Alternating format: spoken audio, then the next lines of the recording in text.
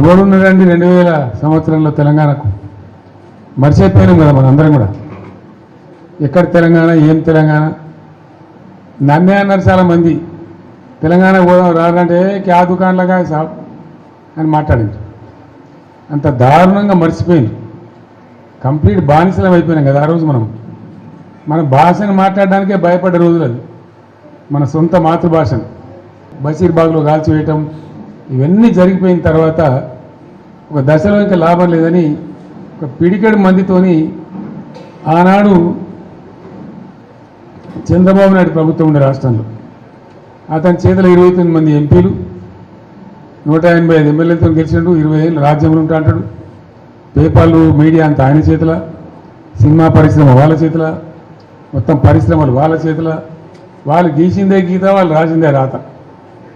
ఆనాడు నేను తెలంగాణ రాజకీయం మొదలుపెట్టిన. ఎంత ధైర్యం కావాలా? చిన్న విషయమేనా? ఆ రోజు మొదలుపెట్టి కొట్లాడితే అద్భుతమైన విజయాన్ని సాధించి మనం తెలంగాణ సాధించుకున్నాం. తదనంతరం 10 years కూడా ఉజ్వలమైన పరిపాలన చేసినాం మనం. ఏ ఒక్కరిని వదిలిపెట్టలే. సరే, ఓట్లు వచ్చుడు రాకపోవడం పక్కన పెట్టండి. ఓట్లు మనకు మొత్తమే రాలేదని కాదు, మనం 39 ఎమ్మెల్యేలు గెలిచినాం. తర్వాత 1.8%తో మనకు ఓటమి వచ్చింది. నేను 100కు 100% నాకున్న అనుభవంతో చెప్తా ఉన్నా, మనం ఏం పెద్ద గొడవలు బట్టి కొట్టేది లేదు, గడపలు బట్టి తవ్వేది లేదు. పార్టీని పెట్టుకొని ఉంటే చాలు, టార్చ్ లైట్లు పెట్టుకొని ఉరికెత్తారు మళ్ళీ మన దగ్గరికి. ఎక్కడికి పోతేరా నాయన అని చెప్పి ఆటోమేటిక్గా జరుగుతుంది. ఇవాళ రేపు ప్రజలు మున్పెట్ల లెక్క గొర్రెల లెక్క లేరు. వీళ్ళన్నీ తీసేస్తున్నారు. యాదవుల గొర్రెలు తీసేస్తున్నారు. వాళ్ళు డిపాజిట్ కట్టలు డబ్బులు వాపసిస్తున్నారు. చేప పిల్లలు బంద్ పెట్టిండ్రు. ఫీజు రియంబర్స్మెంట్ బంద్ పెట్టిండ్రు. ఎన్ని రోజులు ఒప్పుకోడతారు ప్రజలు? వాళ్ళు చూస్తారు, టైం దాకా చూస్తారు. ఉన్నాయన్నీ ఎత్తేసి మేము 1, 2 ఇస్తామని, 2, 4 ఇస్తామని నరికి అసలు మోసం తెచ్చినట్టు ఉన్నాయే పీక్ పారైతే ఇదేం అన్యాయం అని చెప్పి తప్పకుండా ఆల్రెడీ ఆలోచన చేస్తున్నారు. ప్రజల్లో తిరుగుబాటు ధోరణి వస్తుంది. డెఫినెట్గా మంచిగా బ్రహ్మాండంగా మళ్ళీ మనమే గవర్నమెంట్కి వస్తాం. ఇప్పుడు జరిగింది చాలు. ప్రజలకు ఏమైందంటే అక్కడక్కడ ఇప్పుడు వస్తున్న అనుభవాలు కఠినంగా ఉన్నాయి. ఇక చాలనుకుంటారు. మళ్ళీ తప్పిపోయి కూడా కాంగ్రెస్కి ఎదురా బాబు అనేటువంటి అభిప్రాయానికి వస్తారు. కాబట్టి మనకి ఏం ఇబ్బంది లేదు. ఇప్పటిదాకా జరిగింది కూడా బీఆర్ఎస్ విజయగాథనే.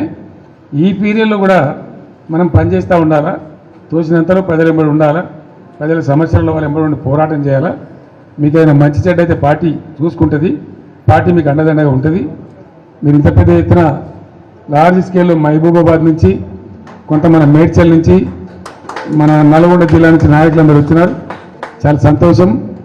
ఇక ముందు ఏం చేస్తామంటే వారానికి ఒక 2 నియోజకవర్గాలు పిలుద్దామనుకుంటున్నాం. మీరు వట్టిగా మధ్యలో దీని రావడం కాకుండా ఇక్కడనే మంచిగా మనకు భోజనశాల కూడా ఉంది. మీకు ముందే వస్తే చెప్పి వస్తే ఏమైందంటే ఒక 1000 మంది వచ్చిన బాధ లేకుండా ఇక్కడ మంచిగా భోజనాలు ఏర్పాటు చేస్తాం. మనం కాసేపు మంచిగా మాట్లాడుకోవచ్చు. అది నియోజకవర్గాల డేట్లు మేము త్వరలో ప్రకటిస్తాం. ఆ ప్రకారం వచ్చినట్టయితే కాన్స్టిట్యున్సీ బై కాన్స్టిట్యున్సీ ఈజీ ఉంటుంది. ఇప్పుడు ఆపరేషన్ లేకుండానే మోకాళ్లకు ప్లాస్మా ట్రీట్మెంట్. మీ ఆర్థోపెటిక్ సమస్యలన్నిటికీ రోబోటిక్ టెక్నాలజీ ద్వారా తక్కువ ఖర్చుతో శాశ్వత పరిష్కారం. Free consultation. ప్రతి ట్రీట్మెంట్ పై 20% డిస్కౌంట్. ఈ ఆఫర్ కొద్ది రోజులు మాత్రమే. త్వరపడండి. V9 hospitals 9281465842.